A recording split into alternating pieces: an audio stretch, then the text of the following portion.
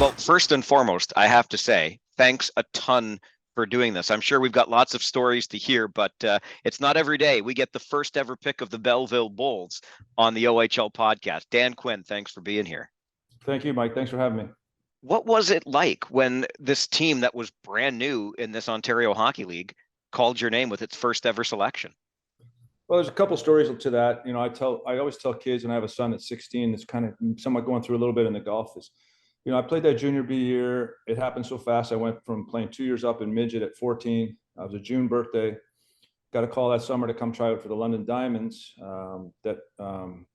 Following was Dave Simpson had played for and in London, and Craig Simpson followed me a year after. But I was surprised, but I made the team, and I got tons of ice time right away, and things had just kind of evolved. I grew a little bit. I was faster than most of the guys. You know, junior B was 18, 19-year-olds. I was 15, a young 15-year-old. And next thing you know, I'm getting these rankings that I'm going to be a first-round pick in the OHL. And then the final one, it was, by March, I'd really come on and started to play well. And we won our little division, and we lost, I think, St. Catharines and what else. We're going to this provincials. But I was doing almost like, point and a half, 2 points a game as a 15-year-old in that league. Next thing you know, I'm first overall pick, and, get a call that you're number one ranked. So we go to Toronto, and got a call in the hotel room the Friday night before that Belleville was going to, in fact, pick me. It wasn't like anything that's gone on now as far as interview process and whatnot. They basically trusted the rankings. I'd never met them. They'd spoken to my dad, I believe. But so we went, I think it was at the York Arena. As I was walking in, I remember a couple things.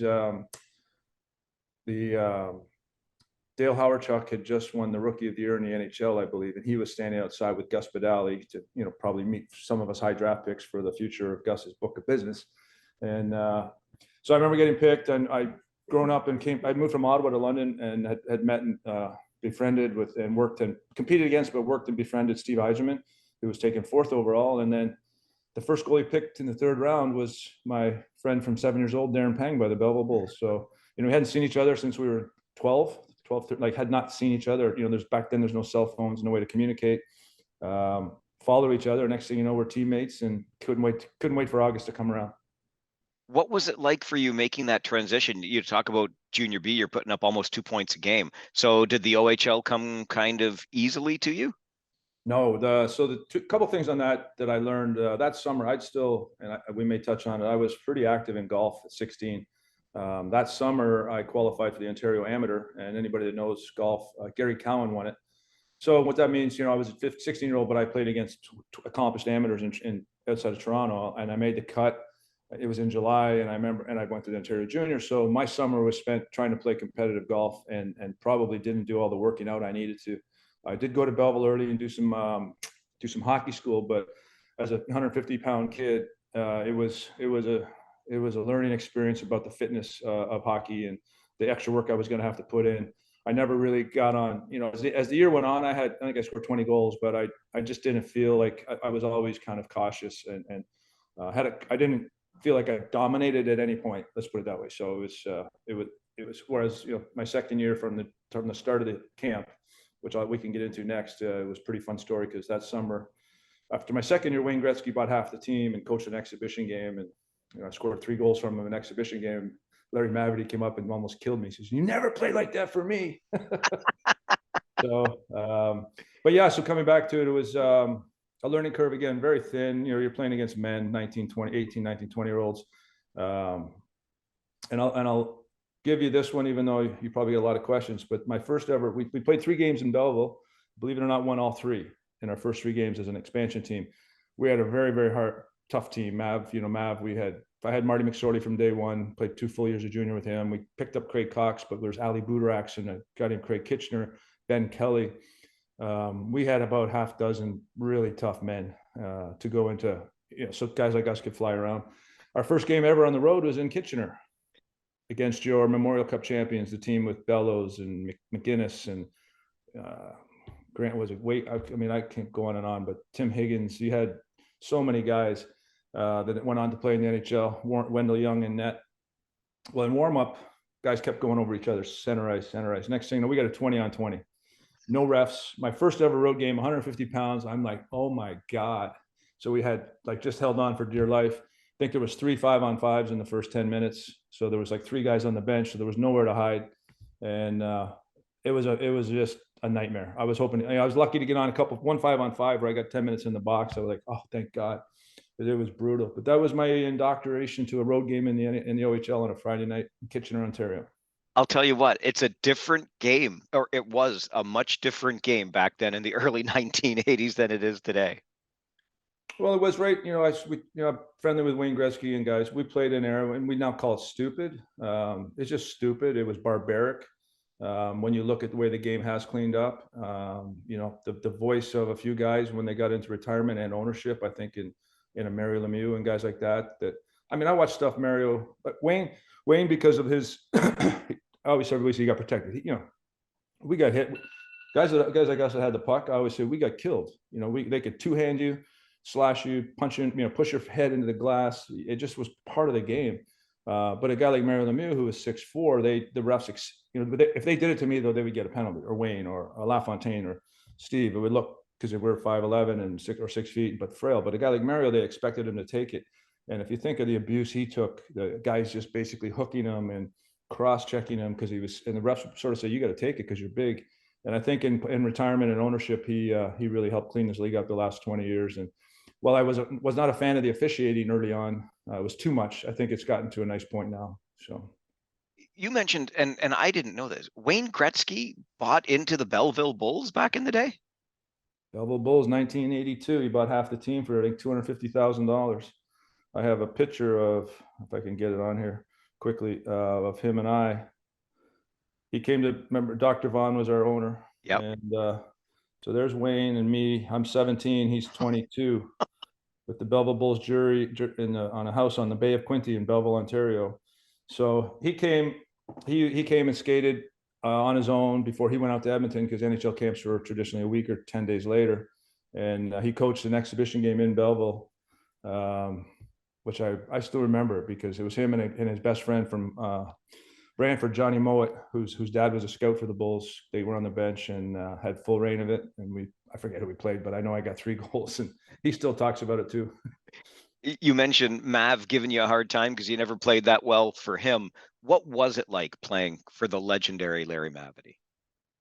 Mav was, he wasn't an X and O guy. I remember I went to camp, and that year that I got drafted, they sent me back, and I tried to do some X and O stuff with him. And he goes, ah.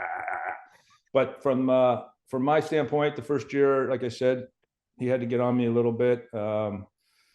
Second year, I just looked at him if I wanted to go on the ice, and I got to play with whoever I wanted to, and he was great to me, always great to me, as long as and didn't expect me to do anything, that I wasn't capable of physically or fighting, just play hard and, produce. So I ended up giving 150 or 59, 60 points that second year with 60 goals or 59 goals. And we made the playoffs as an expansion team second year. So we made the playoffs and lost to and beat one game, but we lost to the Tony Tanti, Dave Andrechuk, John McLean, Oshawa Generals, and they actually won the Memorial Cup that year as well. So it was a pretty good feat to make it. But we had a lot of great stories. I always tell, I played with some good players that had good OHL careers, but I didn't play with any NHLers other than Marty McSorley and Craig Cox. So that speaks to the the group that we had. But I played with some fun guys. There's Dave McLean and Mark Haggerty. I can remember a few guys that played and produced, and some good defensemen that played and produced. So we had just a good group. It was fun. Belleville was a fun place in those first 2 years. Yeah, I always enjoyed it on the circuit here in the OHL, and I miss it a little bit. I'm not going to lie. Does it make you sad that the Belleville Bulls are no longer in the Ontario Hockey League? Yeah, it's surprising. I know it's in a corridor where there's, it's in the middle of nowhere. Kingston's there, and the Toronto area is kind of pushed towards them. So I don't know enough about the economics or how they drew. I do know that rink is probably archaic for, I see the one in London. I follow these teams now that have these 7,000-8,000 seat arenas and fill them. So the economics and the ownership value, the values of these franchises is unbelievable. So in any case, yeah, it's pretty cool to see them doing the I guess the Ottawa Senators farm team. But yeah, it's a shame. And a little bit, I go back now that I do some of these podcasts to get nostalgic, and there's really The only disappointment I have, and Darren Pang and I talked about it, they never ever asked me to come back, and it wasn't me. They never asked any of us. They didn't think that way. I'd see Mav or talk to him in the summer for a beer, but they never said, "Here's our first overall pick, first NHL draft, first round draft pick from the Belleville Bulls." That ever happened, but they never ever had me back. But it never asked me to come back to do something kind of cool. It would have been, for sure. Well, I'm glad we get a chance to at least have you back on this podcast, which covers the Ontario Hockey League and gets us these trips down memory lane. And you were just talking about that second season. You were a 2-point a game guy, Dan, and all of a sudden you're going and again playing in a pretty, we're making playoffs. It was I remember doing interviews too. There was questions. It was about game winners and power play points and stuff. And when the NHL guys came around that summer to do some interviews, which was again nowhere near what they do now. But and then I say this because I'm curious I don't know what the answer is, but I was looking. I forgot when I came back.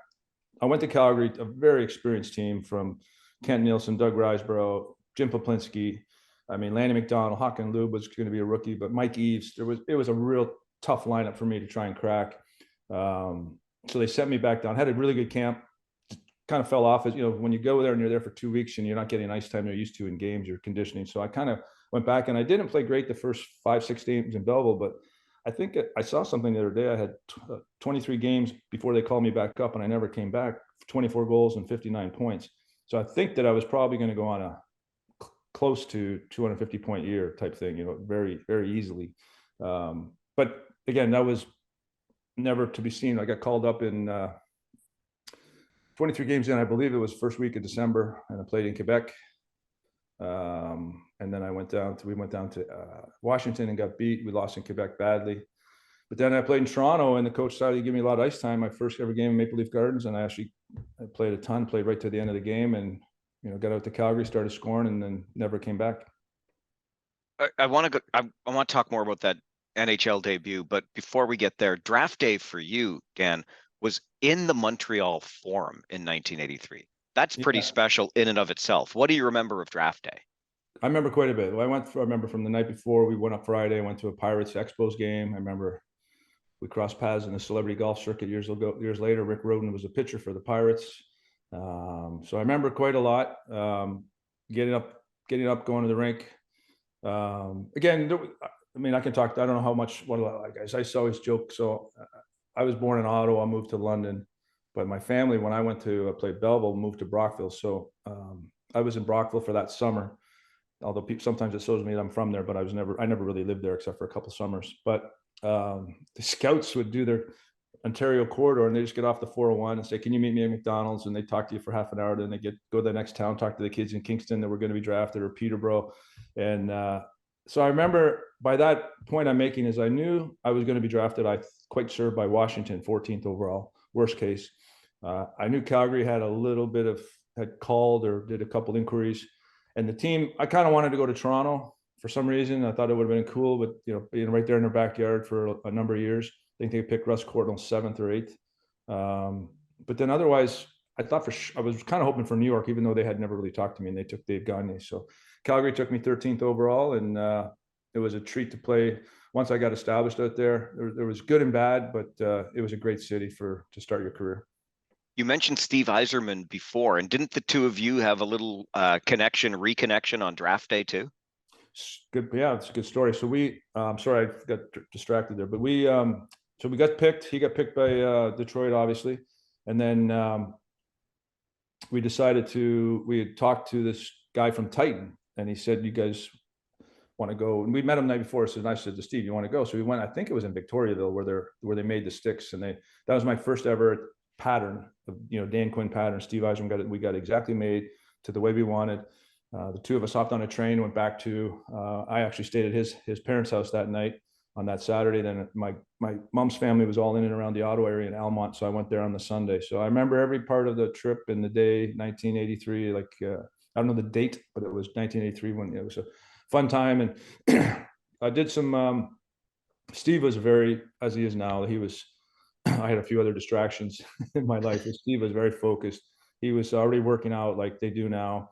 Maybe not as hockey specific as they do now, but he was dedicated and into it so much, and it shows in the career that he had.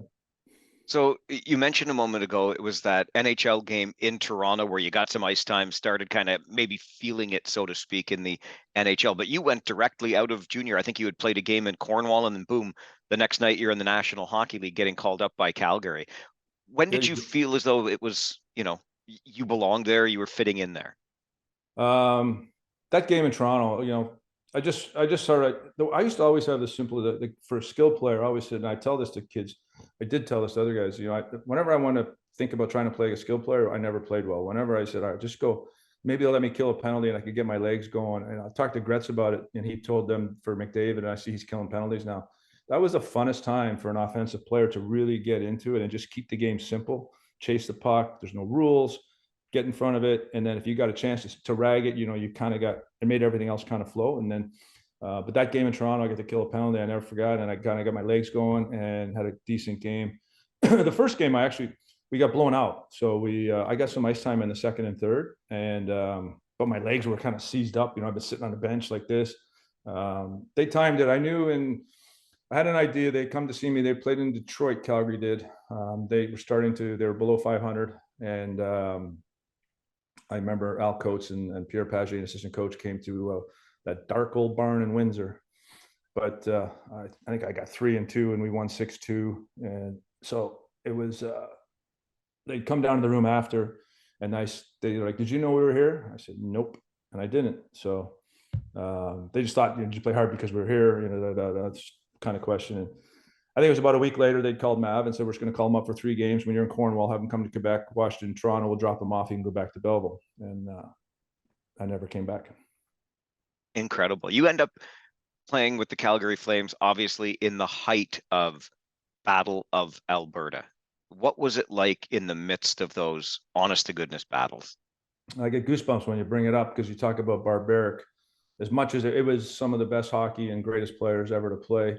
So, for anybody's hockey historian, bear with me. If you think my first year, 83, 84, we go 7 games against the Oilers in the second round, and they win their first cup against the New York Islanders, who I think did what will never be done before, that's never spoken of. They won 4, but they went to 5 straight finals. So Stanley Cup finals, that beat up old Trottier, Bassi, Potvin, those guys, Tonelli, Nystrom, all went to 5 straight finals. If you can imagine how long those years were back in the day, flying commercial and on and on. So we lose to Edmonton, a 7-game series. That's my first year. I got a point a game in the playoffs as a rookie, 18 years old. And, you kind of take for granted you're going to do this every year. But yeah, we come back the next year. The Smythe division at the time was Edmonton, Winnipeg, Calgary were 3 of the top 4 teams in points. But unfortunately, the way the playoff system was set up, we were going to play each other, and 2 of us were going to be gone after 2 rounds. And Winnipeg beat us first round. Yeah, they beat us in the first round. We played them. I think, yeah, it was first round we were gone. So it was pretty shocking. And we came back the next year and went to the finals. So I look at it 2 ways. It was great to be in that, and I'll get to the rivalry. It was great for me, but it was also, that was a lot to be thrown into at 18, 19, 20. And unfortunately, I idolized Wayne. You kind of had to hate him. I say that, but you had to. And they hated everybody hated each other. It was very barbaric. So if you go to the way the old days, and I know there's been stuff about the Avalanche in Detroit, and it's similar, but we were in the same division. You would do 2 exhibition games. You play each other 8 times in a regular season, so that's 10. And then we play 7-game series, 2 in my first 3 years. That's 17 times against the same hockey team. And back then, if you get down 5-1, it was going to get ugly, and that would happen 2, 3, 4 times. Playoff games, one team was winning 5-1, just a brawl. It was just going to be, these guys are going to, Don Jackson, Poplinski, Hunter, Semenko. It was all McClellan, Baxter. We could go through it.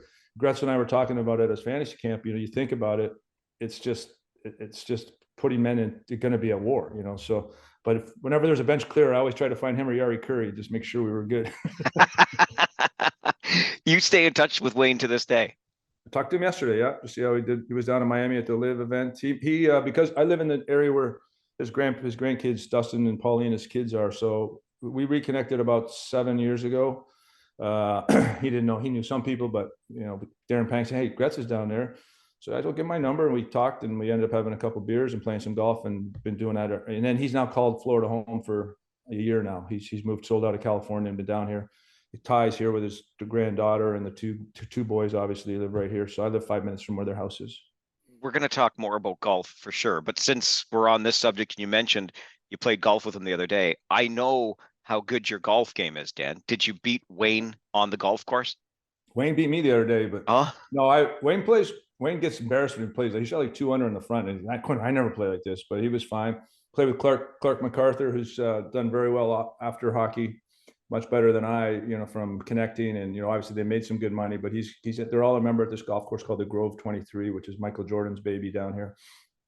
And we played with Keith Yandel, who's in his first year of retirement. But, Wayne's become, I don't know in sports has ever seen an ambassador of just beyond, just beyond. So he's generous to a fault, and it's been fun. So I played at a high level for a while. I don't play that great now. So, but Clark MacArthur plays well, and I'm going to get back into it. I'm just going to spend a lot of time. I have a 16-year-old son, so I do a lot of time with him.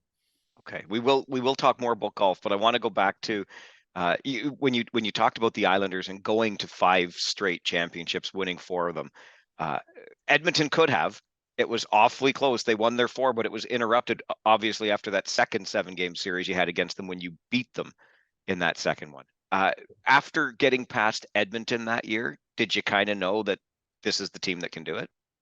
Yeah, and I get into it. If it's selfish, it might be, but I always say Badger Bob is one of the best, X and O's coaches, structure, and did stuff. He brought a lot of modernization into the game early on, but he was an American coach in a Canadian league in a Canadian city.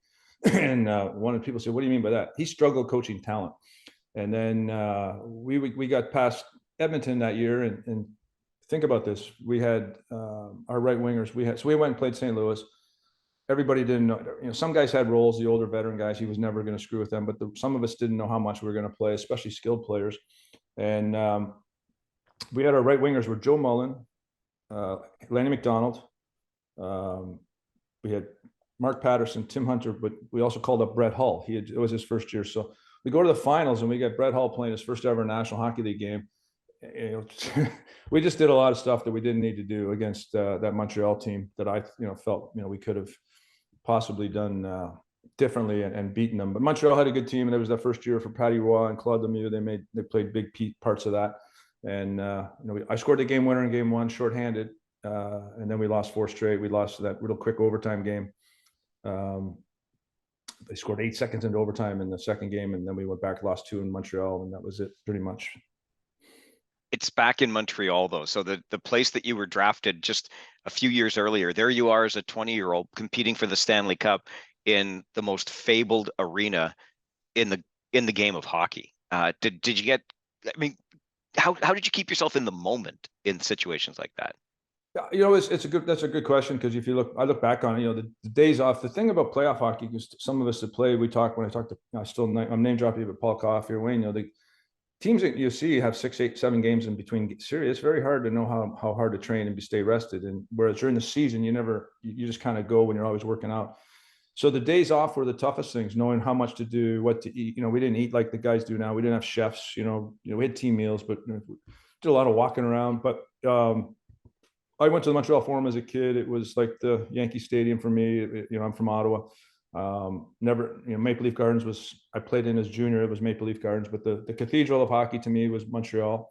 I remember playing there in my regular season games, finding the great little restaurants, these little diners that were legendary, that guys have been going to since the 50s and 60s, and the history of hockey, the banners everywhere, the acoustics in the old Forum. They dressed, most guys were dressed like you are, the lapel, sometimes with the hats, and it was just a great experience. And it was great for an all Canadian final too. So it was kind of fun. You mentioned Bob Johnson, Badger, a moment ago. And as I understand it, he was, if he did have trouble with the talent, he certainly was a guy that was bringing the importance of fitness into the game, perhaps ahead of most. Very true. Yeah. So my first camp, I didn't know they would do it, but we went and he put the whole week. And so funny story. I mean, now if you see it, they have these training camps are so well organized, where there's a rookie camp, and then the veterans come in. There's only 25 guys. Well, back then they had so many guys on their minor league contracts. We had 70 guys at training camp. So you have 4 full hockey teams, and then you have full scrimmage, and then they'd cut after 2 days. But you have 2 days of scrimmages, 20, 17, 18 guys on each team. basically, and cut. But we went there on our fitness day. We ran the Calgary Stampede horse track. We ran it and had to do 2 miles, I believe, or twice around in that sandy, clay. And then, the next year, he was first, I think, to introduce the MVO2, which is the bike test. It's a very good, how hard you worked all summer, what your oxygen levels and your recovery levels are. First one we did, Gretz will tell you, Jamie Hislop did like 140 push chin-ups, or sit-ups one day, or 300 or something like that. And it got in the paper, and Glenn Sather goes, Gretz, what are you doing? This kid down there in Calgary just did 300 sit-ups. He goes, yeah, well, we'll see how he does on the breakaways or something, some smart ass comment like that. But not smart ass, funny. But yeah, no, we did a lot. It was very, Gary, I tell a pretty cool story about this. Gary Roberts was the first round pick I was 83, I think 85. So his first training camp, and it's funny to see what he does now, he couldn't do a chin-up. So he'd gone to Ottawa's camp and came and went like this, and that was it. And I went, it doesn't make you a good hockey player, but they really care about fitness here. And if you look at what he ended up becoming, sort of the fitness go-to guy for the league after he went sent back, and they didn't keep him around long, and he went back, and then I think he got hurt as well to prolong his career. So, but fitness became very, very, very important to him, and that's a true story. He won't deny it. Yeah, and look at the turnaround. So it's probably easier to admit to that now when you are the fitness guru, right? Yeah, no kidding. And you train some of the best players like Stamkos and whatnot. Like they come to see you. How do I train? So it's funny, but that's a true story. But yeah, it was. It's something that I wish would have known. I wish I had the information they have now. We didn't have hockey specific training like they do now. For somebody like me, like 170, 75 was a good weight, and it was hard to keep weight on. But to have the chefs, and then, but more importantly, what to do after a game, recovery wise, and what these guys do now, I think we just didn't have any idea, and we flew commercial till basically early 90s. So you're sitting, 18 ABC DEF, 19 ABC DEF, with big men, a lot of fun times playing cards and stories and joking and hungover and whatnot. But it was it's interesting what they got now to what how we did it. One of the other stops in your NHL career, of course, was with the Pittsburgh Penguins and Mario Lemieux. Even Yager at one point, you had both of them. But we talked a little bit about Wayne and the connection you still have with him, and you referenced Mario before. But what's it like being a teammate of a guy with that level of ability? Yeah, I was. We're keen to see what a couple of things that happened in his career, his development. But he was unbelievable. I still say when around a bar when you talk about Wayne, the top three guys were Wayne, Bobby, and Mario, and you can throw them in whatever order you prefer, in my opinion. I know the modern guys are spectacular, some of them, and they could change, but it's just the way that kind of conversation goes. But Mario is the greatest hockey player I've ever seen, still to this day.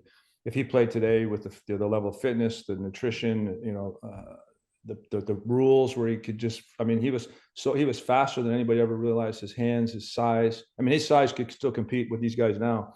So, and Wayne had the greatest career, and Bobby, I think if he'd have stayed healthy and had different circumstances, he changed the game and did stuff that nobody else ever did, early on. So, but yeah, Mario was spectacular. The biggest thing that happened to him, to be honest, Mike. So I first year is 86. I got traded there. He had a great year, played good, but the team I got there going from Calgary and Badger, we didn't wear shoulder pads or helmets in practice. I was like, what? I'm sitting there, we strapped up helmets in Calgary. Like there's no such thing, so it was very casual and laid back, completely old school, like way old school compared to the way Calgary was. And I remember we were getting skated one time, and I lapped everybody, including Mario, and he was like, what are you effing doing? I said, guys, I don't know where you think I was these last 3.5 years, but there's a group guys just north of Calgary that are pretty freaking good, and they don't dog it out here. And that summer was the 87 Canada Cup. And he went and played with Messier and Gretzky and the whole crew, and he saw how hard you have to work.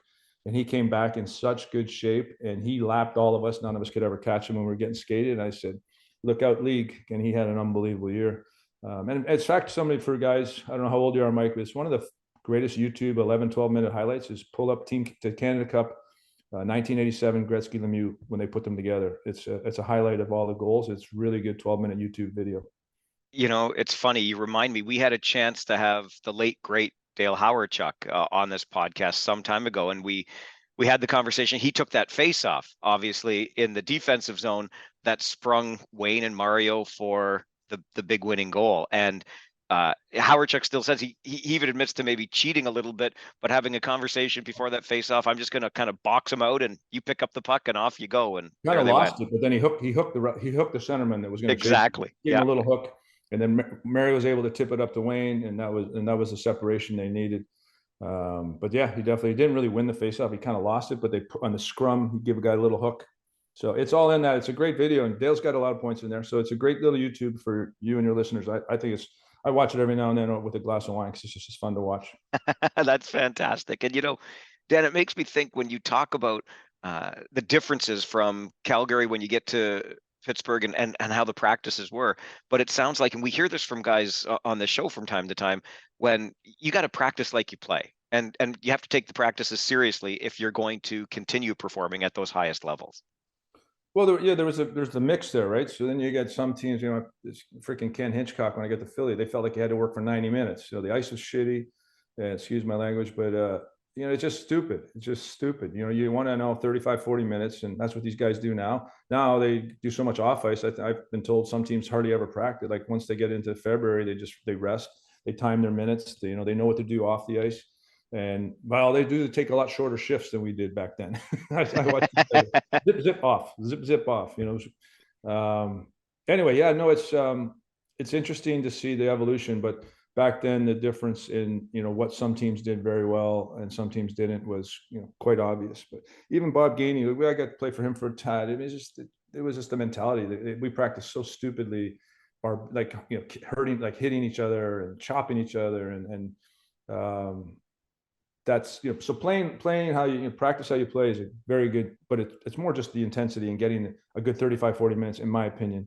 Let the guys have free time to do stuff. When you go through 60 and 75 minute practices for no reason, just other than you feel like you're doing your job as a coach, I think is kind of silly. We touch on obviously Calgary, Pittsburgh. You mentioned Philly. With Minnesota was in there, Ottawa a couple of times, and I think there was a cup of coffee in St. Louis too. Did you have a favorite stop along the way, Dan? Yeah, so I always say I called Pittsburgh home 15 years. Even though I got traded away in 91, I fell in love with the golf community there, and it was very affordable. Great summers. Nobody thinks of it. It's just a great place to play golf. Great topography and the rolling hills and some great grasses. The green, just Midwest kind of bent greens were phenomenal. And Mario and I became really good friends. Played a lot of golf from summer of 87 through 2001 until I moved to Florida full time. So, I had a great time in LA. Could never live there, but Pittsburgh, the couple 3 years we had in Pittsburgh, I look back with regret in the sense that I played for four coaches and 3 general managers. So, my role with a guy like Mario, especially when we got Koff, changes with every coach. Being the second or third forward on the team, we broke in some great players. Kevin Stevens and Mark Recchi came in that little group. We had Randy Cunningworth and Randy Hillier and Zardy Zalapsky and Billy Searin, and we got Tom Barrasso came, and I enjoyed I could get along with Tom, and it was just a good hockey team. And in fact, we lost to Philly in '89. I think we could have won the cup that year, but it was just a little bit of inexperience for some of the guys that ended up, bouncing back, in the fall, 3-4 years later to win a couple cups. But it was a fun group. We played hard. We had a good team. We had a bunch of guys getting a lot of points, and it was fun. So I always said Pittsburgh would have been my favorite stop. When you look back, you just mentioned '89. You thought you might have had that team in Pittsburgh to win the cup. You were obviously there in '86 with the Calgary Flames. It is obviously the goal when you get to the National Hockey League. Do you look back on it as a regret at all, not having captured that championship? Yeah, that's what I said. I mentioned I got spoiled in Calgary. You go to a 7-game series against the Stanley Cup champion in '84. You get to the finals in '86. I'm 20 years old, and I've played I don't know how many playoff games already, and I ended up playing about 65. But you think you're going to do it every year, or you're going to. And then I got to Pittsburgh. We missed the playoffs. But then it was, I think we missed the playoffs twice. Yeah. So then we finally made it. I had a good score. I think we played 11 playoff games. I had like 6 goals, and Mario played decent. Koff played good.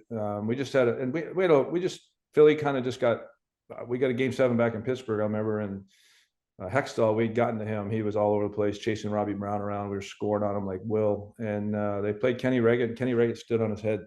And it's game 7 and beat us. And it was Kenny Reggett for sure. So, but yeah, I know you regret. And then I have, my biggest regret. I was so disappointed to get traded from Pittsburgh to Vancouver.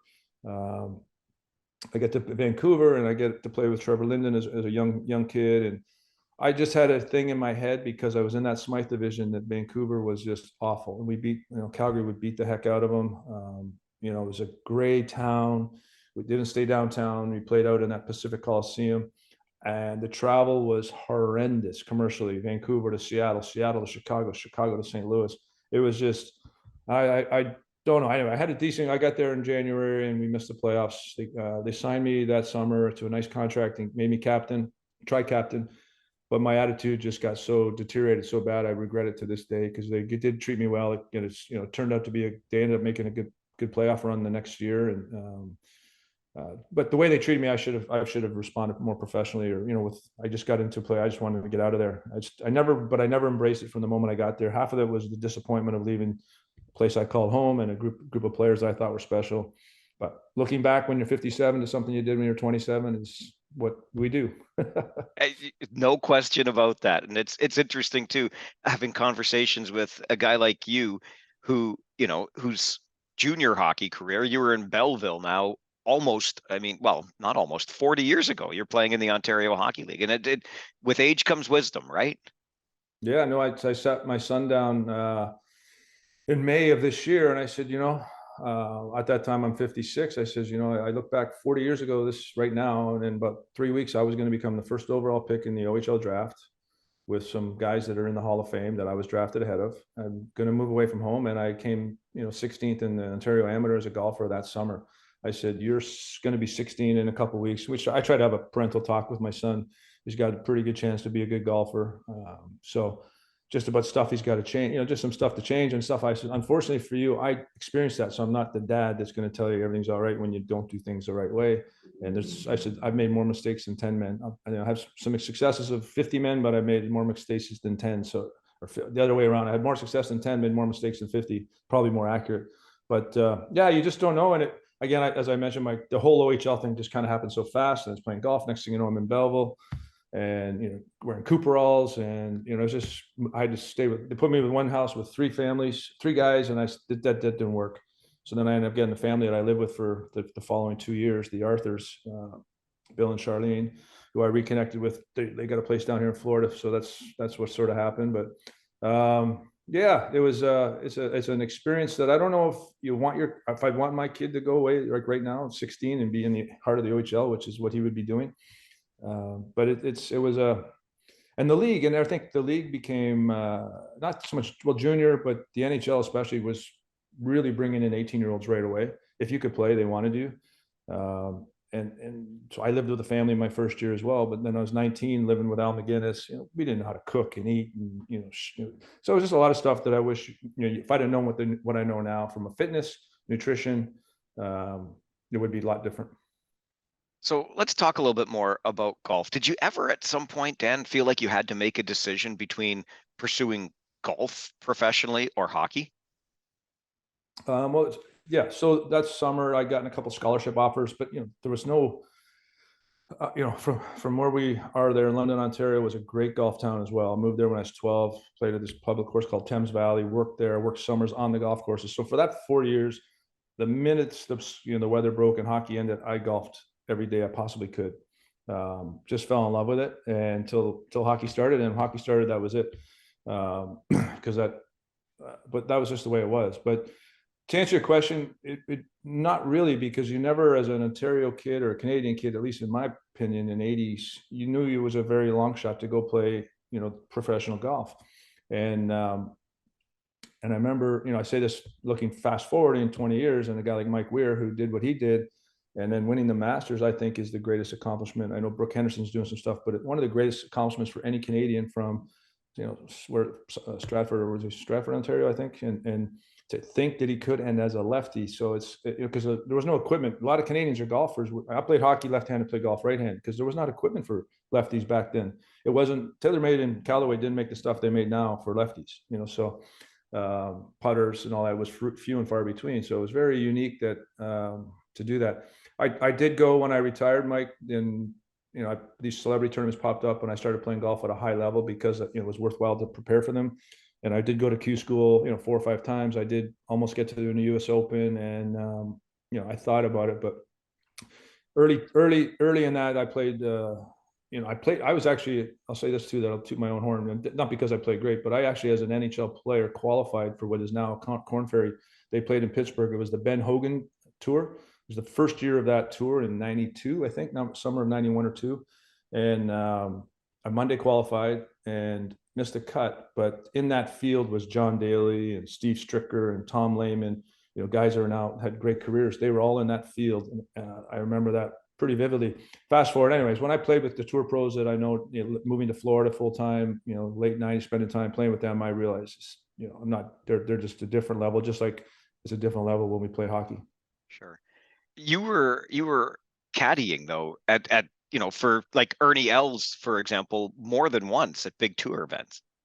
Yeah, no, like I said, I went to Q school. I took golf very seriously, from when I retired in '97, and played a lot of golf. Sponged it in. Watched. There was the Tiger era was just booming. I watched a lot of golf, and I got to a good high level as a player, but I also played with players, and also my knowledge of golf. I was able to caddy, for Ernie 60, 70 times. Played on all majors. Came third in US Open.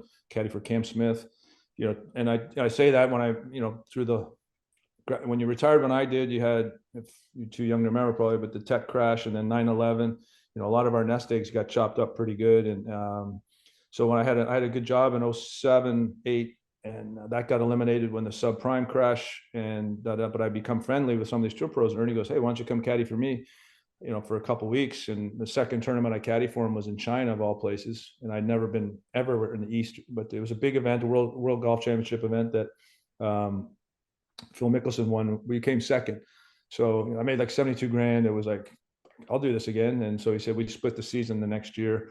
Had a great year. He won 4 times. So, but I wouldn't have done that. I wouldn't have been out there with him because I was his friend. I had to know how to caddy. So sure. And I did it. And then because I'd done well for those 3 years, and I was still playing this tournament, Lake Tahoe, it was a great life. It was a good, good way to do stuff. I ended up getting asked to caddy for a couple other guys, but I haven't done it since 2015, really. So the thing about golf and tennis, for example, that always intrigues me is that you're kind of alone out there, right? I guess with golf, you've got the caddy, but is there any comparison, Dan, from your experience to Game 7 versus the Edmonton Oilers and being in the hunt on Sunday? There's no real similarity because you don't have an opposition other than yourself at golf. Even though if you shoot the score, you can't be beat. So in professional golf, there's a lot of factors that weigh into the success of a tournament, whether you got weather, if you played at 7:00 on a Thursday and it's pouring rain, and the guy that plays 7:00 Friday, when it's cold and you're not warmed up and it's 72 degrees and it's sunny out, it's a lot, so they'll draw. There's a lot of things that fluctuate in hockey. You know what time you're playing your opponent at the exact same time. You could be playing, your tee time's offsetting guys. You're not playing at the same time. Weather could change, wind directions, and so there's a lot of different factors that go into the eventual winner of a golf tournament. But hockey, you got your coaches, you got your teammates, you're at the effect of a lot more people, whereas golf is very singular, and if you play well, you can't be stopped. Who was the best coach you played for? Be honest with you, I say as I say, I can't say speaks poorly about Badger Bob. He was a great coach from X and O's, and a lot of stuff I learned from him. I became kind of a power play specialist. A lot of the stuff was because of his the things he had in place. I love Bob Berry, my first year in Pittsburgh. And again, that's where I get sideways. Some of these guys, they get fired, and then they just had to do stuff. It was just automatically miss the playoffs. Rick Bowness was a great coach. I didn't get to play for him a lot, unfortunately, because of Randy Sexton. But I gotten back to Ottawa. I was playing pretty high level, and they fired Rick when I had a broken hand. and then he's still working today, so him and Alain Vigneault were the coaches in Ottawa. And so, but I liked Rick. I wish I could have played for him for 10 years. And then Terry Murray in Philly I had for a little bit. He was a pretty good coach, I thought, too. So I had a lot of bad ones, though. I mean, whoa. What stands out? What makes a bad coach? Well, they get hired because of what they did in some other league, and they get in the league and they don't know what they're doing, Right.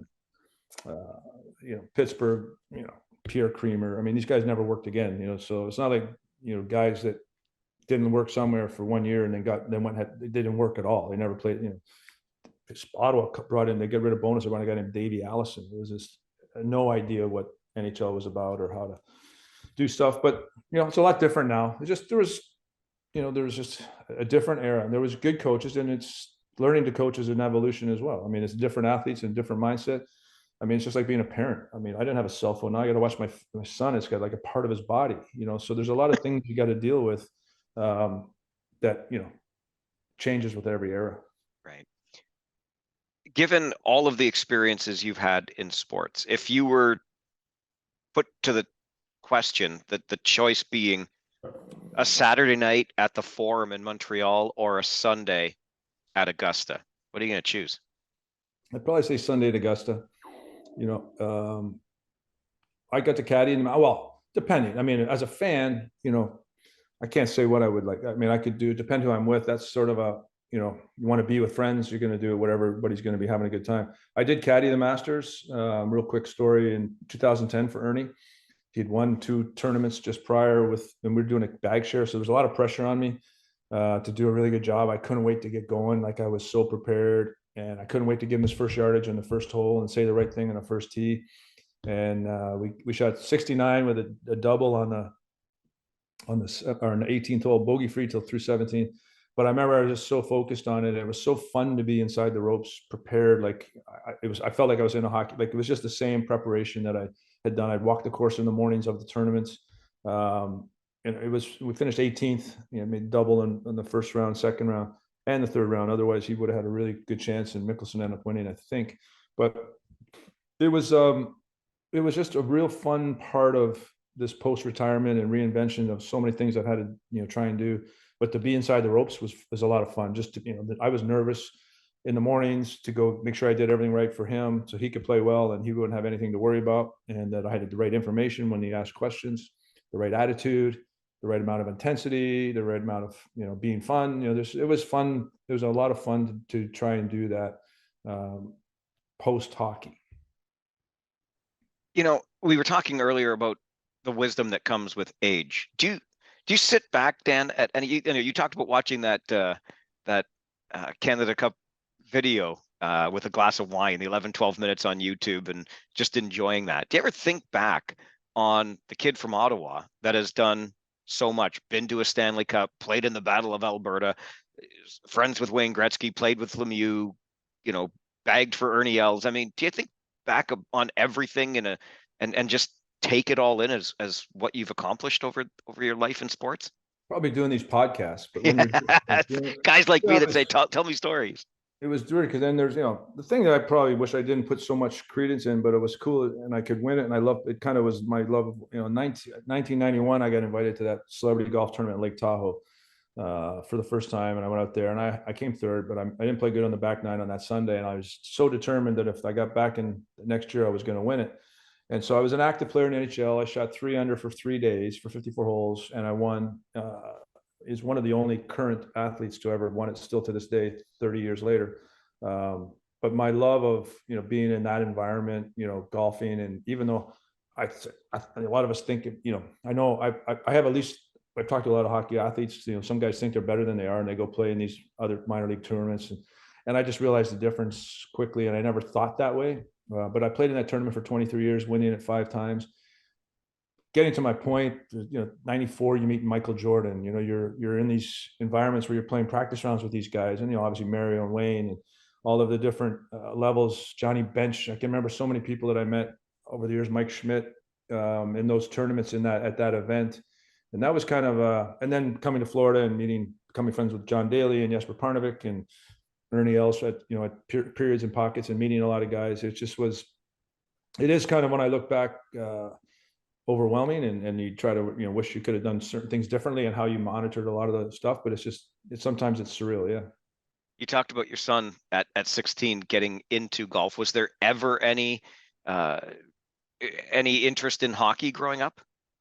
So he's born and raised here in Jupiter, Florida, Palm Beach Gardens, Florida, right here. So to answer your question, what happened? I got invited, and I got unexpectedly. I wasn't going to start working with this kid I worked for in Europe in 2014 named Use Luton. So on caddying. So anyway, I got a nice email from the NHL that they wanted me to go to Columbus for some reason. So I'm like, well, is this a trick? Because you guys haven't reached out to me ever. But I guess because it was in Columbus, they didn't have a big alumni, and they wanted a couple of ex guys to go to do some stuff, on the Friday and Saturday. So I said, you can bring my son. He's 8 years old at the time.